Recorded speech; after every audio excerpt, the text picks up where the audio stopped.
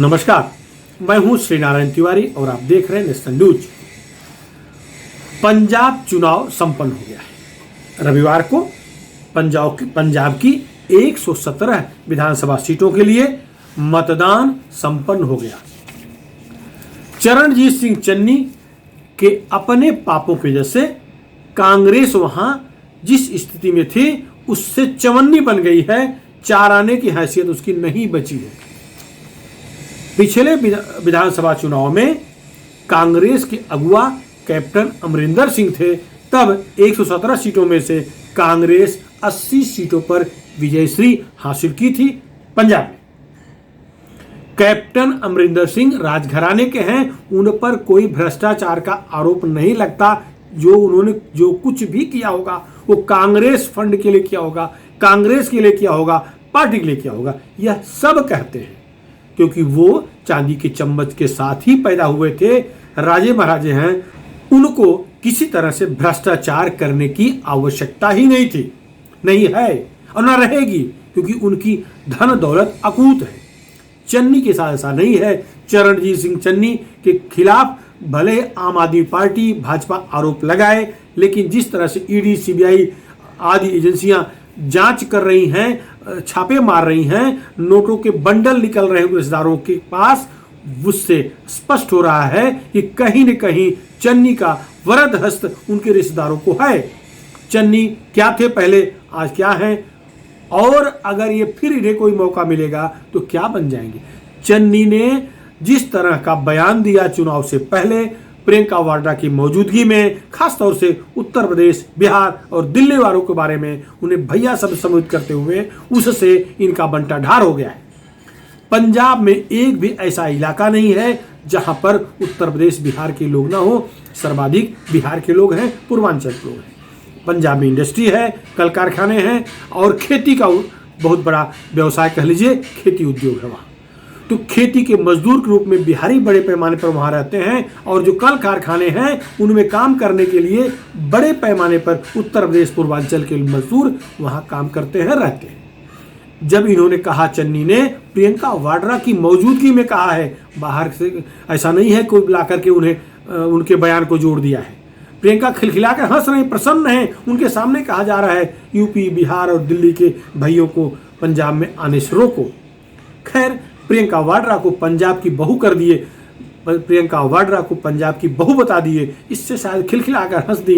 अब मुद्दा ये उठता है कि पंजाब की बहू कब बन गई, किसी को नहीं पता, मुझे तो नहीं पता। आप लोगों को मालूम हो तो बता दीजिएगा हमारे चैनल कमेंट बॉक्स में लिख करके। आप बताइए कि पंजाब की बहू कैसे हो गई। खैर, पंजाब की बहू है, खिलखिलाकर हंस रही, प्रसन्न है, नो डाउट, लेकिन उनके सामने उत्तर प्रदेश की बुराई हुई, बिहार की बुराई हुई, दिल्ली की बुराई हुई, एक बार भी मुंह नहीं खोली, एक बार भी नहीं रोकी। लेकिन वहां रह रहे उत्तर प्रदेश के, बिहार के मतदाताओं ने, लोगों ने गुल खिला दिया, बदला ले लिया। पंजाब में तो बदला ले लिया, उत्तर प्रदेश में भी बदला लेना शुरू कर दिया है।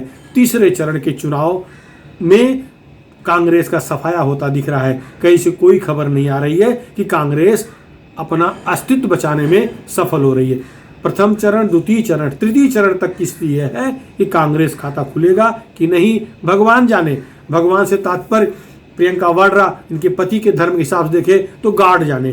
प्रियंका वाड्रा के दादा फिरोज खान के धर्म के हिसाब से देखे तो उनके भगवान जाने, जिन्हों भगवान कहते हो।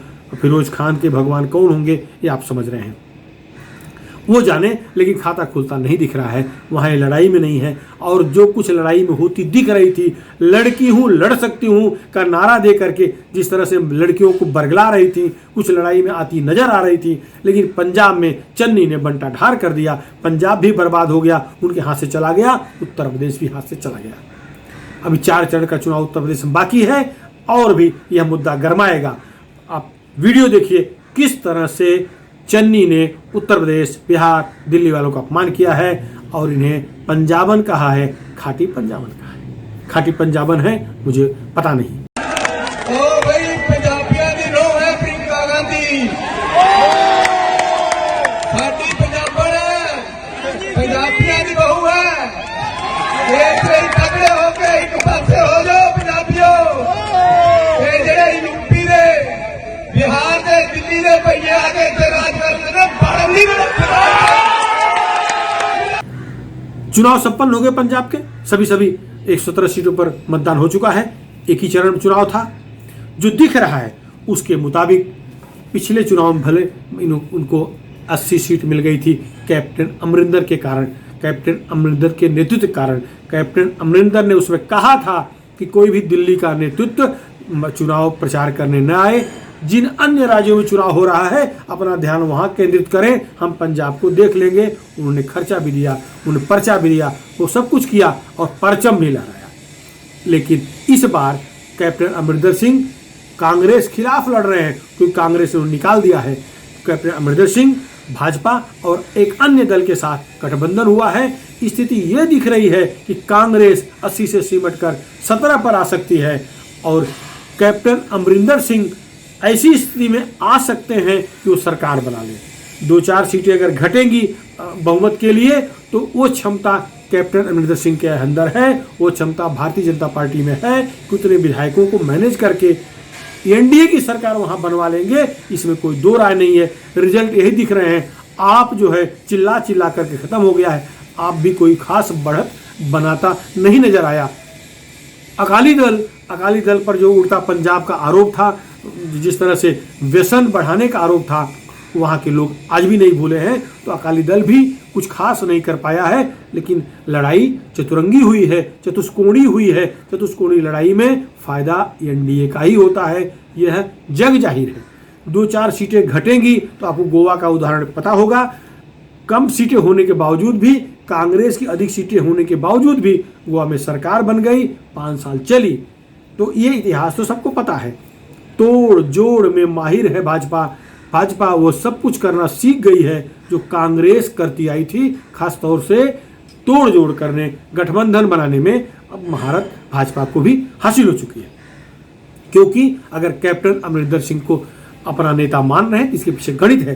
कैप्टन अमरिंदर सिंह के साथ ऐसे बहुत सारे कांग्रेसी हैं जो विधानसभा का चुनाव कांग्रेस के टिकट पर लड़ रहे हैं, और जहां पर कैप्टन अमरिंदर सिंह का संगठन गठबंधन कमजोर दिख रहा है, वहां वो उनका साथ देते दिख रहे हैं, इनडायरेक्ट उन्हें जिताने की कोशिश कर रहे थे।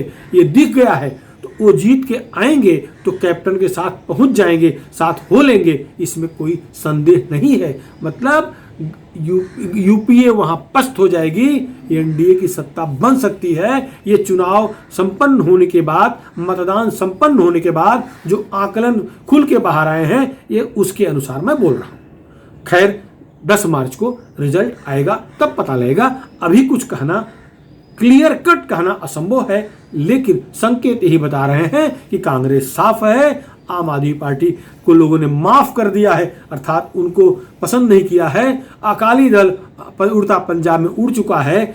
जो मजबूत गठबंधन दिख रहा है वो एनडीए का दिख रहा है। हो सकता है अकाली आप जो है 17 सीटें पिछली बार उसको मिला था और अकाली दल को 14 सीटें, आम आदमी पार्टी को 17, अकाली दल को 14 सीटें मिली थी।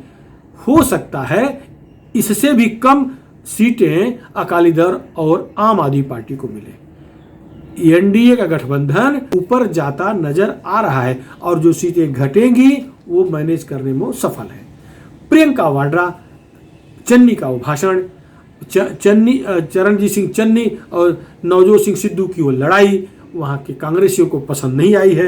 कांग्रेसी जो भाजपा के साथ नहीं जाना चाहते थे, भाजपा के साथ नहीं गए हैं, वो कैप्टन अमरिंदर सिंह के साथ गए हैं, कैप्टन अमरिंदर के साथ खड़े दिख रहे हैं। उन्होंने वोटिंग भी कैप्टन अमरिंदर सिंह के उम्मीदवारों के पक्ष में किया है। ऐसी खबरें छन के आ रही हैं।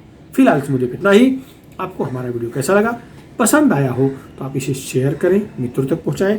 और हाँ, यदि अभी तक आप हमारे चैनल नेशनल न्यूज़ चैनल को सब्सक्राइब न किए हों, सब्सक्राइब जरूर कर लें। धन्यवाद।